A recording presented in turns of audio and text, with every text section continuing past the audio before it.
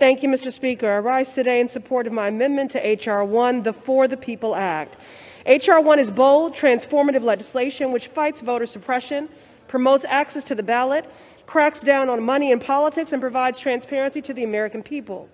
Passing this bill has never been more urgent. We must act to protect and preserve our democracy. My amendment gets to the heart of H.R. 1 and recognizes the contributions that young people continue to make to our democracy.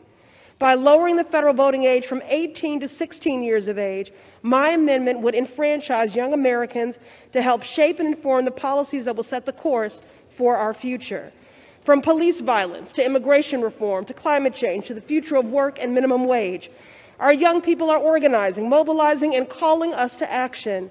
They are at the forefront of social movements and have more than earned inclusion in our democracy.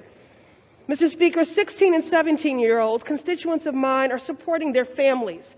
They are working not for enrichment or to build a resume, but because they have no choice. They are attending school full-time and taking care of loved ones in the midst of the COVID crisis. Young people are contributing both to the labor force and their local economies by paying taxes, and yet they are deprived of the opportunity to exercise their right to vote. Some have questioned the maturity of our youth. I don't. 16 and 17-year-olds today possess wisdom and maturity defined by today's challenges, hardships, and opportunities.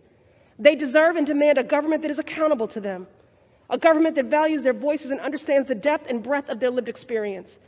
They are not a monolith, but they are nation builders, living through a global pandemic, confronting racial injustice, and rebuilding our democracy. Now is the time for us to meet the moment and enfranchise 16 and 17-year-olds.